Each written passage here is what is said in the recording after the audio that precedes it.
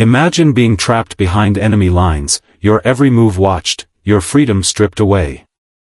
You are a prisoner of war, surviving on hope, scraps of food, and fleeting moments of humanity. Then, one day, the impossible happens. The guards roll in a projector, dim the lights, and suddenly, Hollywood comes alive before your eyes. The familiar laughter, the thrilling adventures, the glamorous stars, it feels unreal. Soldiers who have seen the darkest sides of war suddenly find themselves captivated, stunned, and yes, utterly shocked. How could their captors allow such luxury? How could the enemy offer joy in the midst of misery? This is not a story of victory on the battlefield, but a story that pierces the heart, a story that confuses, delights, and challenges everything a POW believed about their captors. Today, we uncover the astonishing truth behind America's secret gift to its prisoners. Life behind enemy lines was harsh, grueling, and often unimaginable. Prisoners of war faced freezing nights, meager rations, and the constant shadow of fear. Every day was a battle for survival, every meal a reminder of scarcity, and every glance over the fence a reminder of their captivity. Morale was low, and hope often seemed like a distant memory. Yet, amid this darkness, something extraordinary happened, something that would bewilder, captivate, and even uplift the hearts of soldiers who had endured so much. America, in a move that surprised both allies and enemies alike, allowed these prisoners a glimpse into a world they had thought completely unreachable, Hollywood films. The flickering images of adventure, romance, and laughter transported POWs far away from the harsh realities of their camps. Soldiers who had once felt isolated and forgotten suddenly found themselves immersed in stories that were thrilling, heartwarming, and, at times, shocking. This was more than entertainment, it was a psychological lifeline, a subtle act of strategy, and a testament to the power of cinema even in the darkest times. Today, we dive deep into this incredible chapter of history, uncovering how films became a secret weapon for morale, hope, and disbelief. Before the arrival of any entertainment, life for prisoners of war was a relentless test of endurance. Days were long and monotonous, often stretching into hours filled with the sound of distant artillery, the shuffle of guards, and the quiet despair of men who had been torn from their homes, families, and everything familiar. The camps themselves varied in size and structure, from sprawling compounds with barbed wire fences to smaller, overcrowded enclosures where privacy was non-existent. Whatever the setting, the constant realities of hunger, cold, and exhaustion created a sense of hopelessness that hung over every prisoner like a heavy, inescapable fog. Meals were sparse, often consisting of watery soups, stale bread, or anything that could be stretched to feed dozens of men. Malnutrition was common, and the physical toll on soldiers became immediately visible: sunken cheeks, trembling hands, and an overall weariness that no sleep could fully alleviate.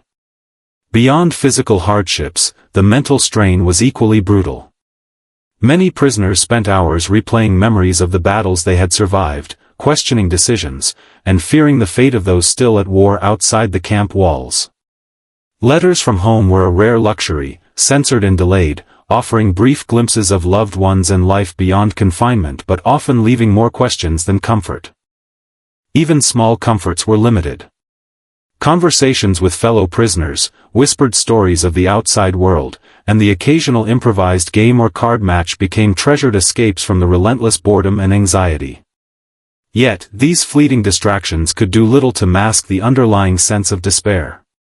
Every guard's shadow, every distant shout, reminded the men of their vulnerable position and the fragile thread by which their survival depended. In these conditions, morale often reached a low point. Some men withdrew into themselves, speaking little and keeping to solitary routines, while others clung to camaraderie as a fragile shield against the crushing weight of captivity.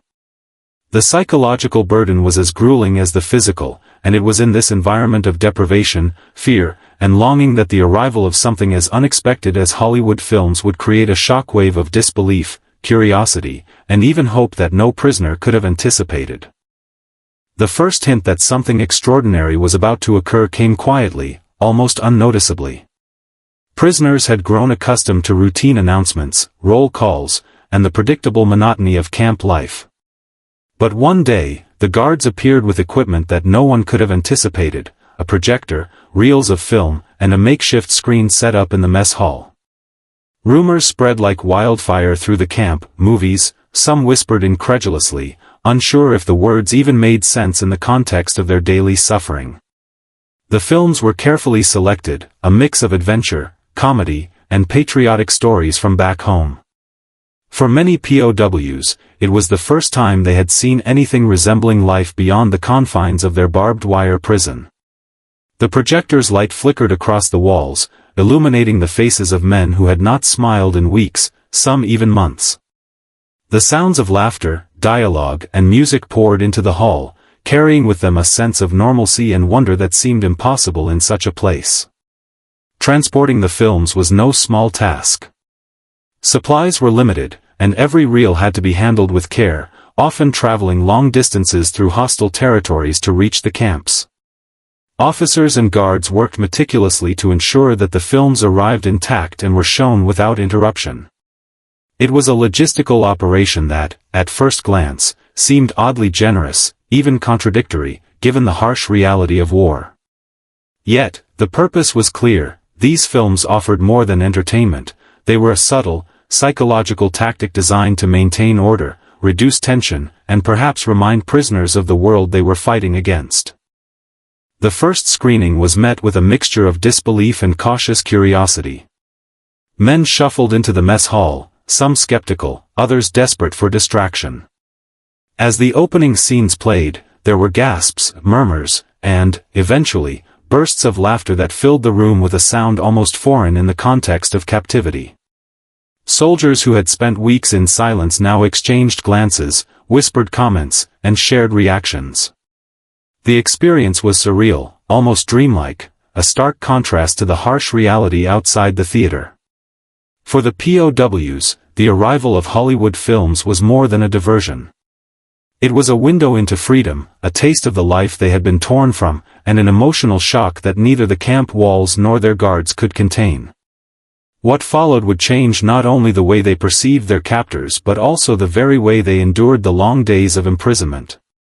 The first moments of the film screenings were met with astonishment that words could barely capture.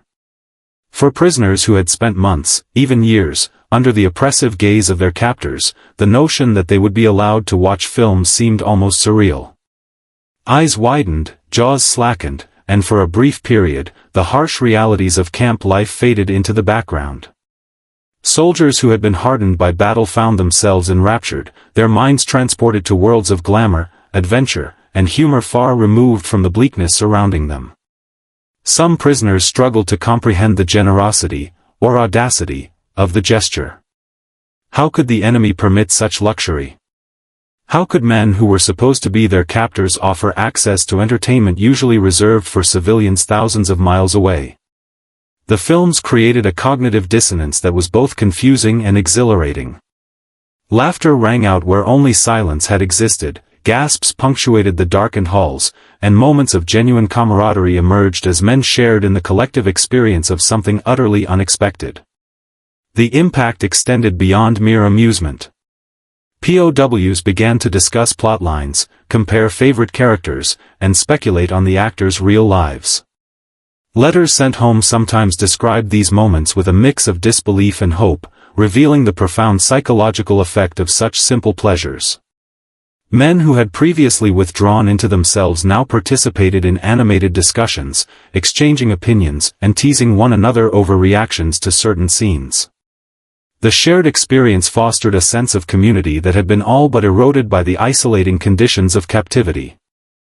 Equally remarkable was the subtle realization that these films offered more than entertainment. They hinted at the world outside, at the resilience and creativity of the society from which the prisoners had been torn. The colorful stories, thrilling plots, and compelling heroes became symbols of a life beyond the barbed wire, a life to which they might one day return. For the first time in months, perhaps years, hope mingled with disbelief.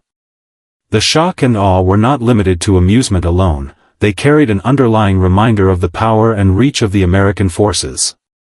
The films were a window into the culture, innovation, and confidence of the enemy, reinforcing both admiration and astonishment. In the darkened halls of the POW camps, a flickering projector had achieved what bullets and rations could not. It had captured the attention, emotions, and imaginations of men living under the harshest conditions of war. The arrival of Hollywood films did more than entertain, it subtly altered the psychological landscape of the POW camps. In a place where monotony and despair had dominated every waking hour, the flickering images on the screen offered a rare escape, a temporary reprieve from the oppressive weight of captivity. Laughter, awe, and even tears became daily companions, and the psychological impact of these small moments of joy was profound. For many prisoners, the films rekindled a sense of normalcy that had long been absent. Soldiers who had retreated into silence or isolation began to engage with one another, sharing observations, debating characters' decisions, and reminiscing about their own lives before capture. This renewed social interaction became an essential coping mechanism, helping to combat the debilitating effects of boredom, anxiety, and homesickness. The camaraderie sparked by shared entertainment reminded men that, despite the physical and emotional constraints imposed by captivity, they were still human, capable of emotion, laughter, and connection. Beyond individual morale, the films had subtle strategic consequences. Officers and camp authorities observed that prisoners who participated in the screenings were more cooperative, less prone to conflict, and displayed higher levels of engagement during daily routines. It was clear that entertainment could serve as a psychological tool, reinforcing discipline while offering a glimpse of humanity in an otherwise harsh environment. Soldiers themselves recognized the power of this experience, often writing home about the surprising effect of cinema on their attitudes, mental state, and resilience. At the same time, the films prompted reflections on the war itself. POWs began to contemplate the resources, ingenuity, and reach of the American forces, realizing that the very society creating these cinematic marvels was the same one fighting for victory overseas. This duality, enjoying the art and recognizing its origins, produced a complex mixture of emotions, admiration, surprise, and sometimes subtle unease. Ultimately, Hollywood films became more than a diversion, they were a lifeline for the mind. They reminded POWs that the world outside still existed, that culture, creativity, and freedom were alive, and that survival meant more than enduring physical hardships, it meant maintaining the spirit. In the darkened halls of the camps, the psychological ripples of a simple projector reached far deeper than any prisoner could have anticipated, shaping attitudes, morale, and the quiet but undeniable hope for eventual liberation. While POWs were grappling with the shock and wonder of Hollywood films, the American forces had their own carefully considered rationale. Allowing prisoners to watch these films was not merely an act of kindness or a simple morale booster, it was a calculated strategy, blending humanitarian concerns with subtle psychological influence. Commanders understood that prisoners who were mentally engaged and distracted were often more cooperative, less prone to rebellion, and easier to manage on a day-to-day basis. The decision to introduce films into the camps involved careful planning. Officers selected reels that would be engaging yet non-threatening, often focusing on light-hearted comedies, thrilling adventures, or patriotic narratives that showcased the ingenuity and resilience of the Allied forces without directly humiliating or antagonizing the prisoners. This delicate balance aimed to provide comfort while subtly reinforcing the prisoners' understanding of the world beyond the barbed wire, a world in which the Allies held significant advantage. American officers also recognized the symbolic power of cinema. Each flickering frame on the screen was a reminder of the industrial, cultural, and technological might of the United States, a force capable not only of waging war but also of creating leisure and artistry even in the midst of global conflict. For prisoners, these films were awe-inspiring glimpses into a society that had been completely inaccessible, yet for the Americans, they represented an opportunity to maintain order and subtly demonstrate power without resorting to direct confrontation. Accounts from camp commanders reveal a mix of pride and surprise at the effect these screenings had on POWs.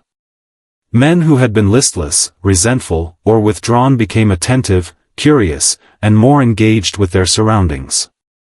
Officers noted that the communal experience of watching films fostered dialogue, encouraged camaraderie, and reduced tension. Even beyond immediate morale, the screenings offered insights into the personalities and attitudes of prisoners, providing valuable information for management and strategy. From the American perspective, this initiative was a rare instance where entertainment intersected with tactical ingenuity. By providing POWs with a window into a world they had been denied, the United States leveraged cinema as a tool of both compassion and subtle influence. It was a remarkable example of how soft power could operate even in the most unlikely circumstances, leaving a lasting impression on prisoners and creating stories that would be recounted long after the war had ended. Among the countless stories from POW camps, a few stand out as truly remarkable examples of how Hollywood films impacted prisoners' lives. One German soldier, writing in his journal, described the first time he watched a comedy film in the camp's makeshift theater. He recalled laughing uncontrollably, a reaction so unfamiliar to his fellow prisoners that it drew curious glances and murmurs of disbelief. For him, the laughter was not just amusement, it was a rediscovery of emotion, a momentary escape from the constant shadow of fear and uncertainty. Another anecdote comes from a British POW who had been captured in North Africa and held in a camp in Germany. He wrote in a letter to his family about a screening of a romantic adventure film. For 2 hours, he was transported far away from barbed wire and watchtowers, lost in a world of intrigue, love, and heroism. The experience left him both exhilarated and introspective, reminding him of the life he hoped to return to once the war ended. In some camps, prisoners organized informal discussions after screenings, comparing plot twists, debating the characters' choices, and even acting out scenes in quiet corners of the compound. These moments fostered camaraderie and provided a rare sense of normalcy in an otherwise harsh and regimented environment. One Italian POW noted that these discussions became the highlight of the week, giving men something to look forward to beyond the mundane routines of the camp. There were also stories of prisoners using the films as a subtle form of resistance.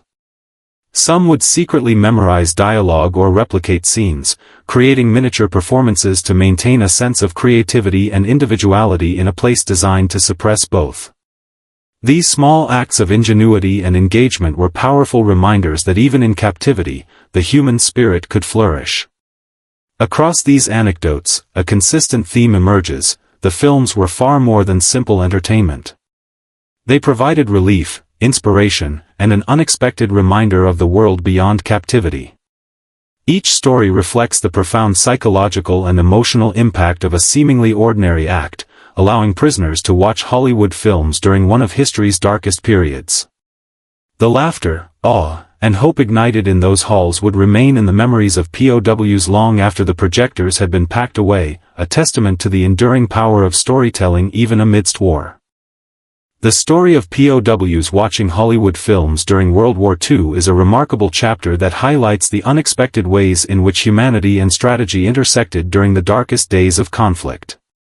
For prisoners, the films were more than mere entertainment, they were lifelines for the mind, offering a rare glimpse into a world beyond barbed wire, a reminder of the lives they had left behind, and a spark of hope in an environment defined by despair. These screenings revealed the immense psychological power of storytelling.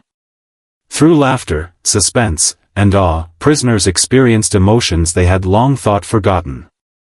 The films fostered social bonds, reignited imagination, and provided subtle lessons in resilience. They were a means of maintaining morale, not only entertaining the soldiers but reinforcing their sense of identity, dignity, and humanity. Even in captivity, the mind could soar beyond the confines of the camp, transported by the magic of cinema. From the American perspective, the initiative was both compassionate and strategic. By providing these glimpses of life beyond the camp, officers were able to maintain order, encourage cooperation, and subtly influence attitudes without direct force. The films became a unique form of soft power, demonstrating that cultural and psychological tools could wield influence as effectively as weapons on the battlefield. Ultimately, this chapter reminds us that war is not only fought with guns and tanks but also in the hearts and minds of those who endure it.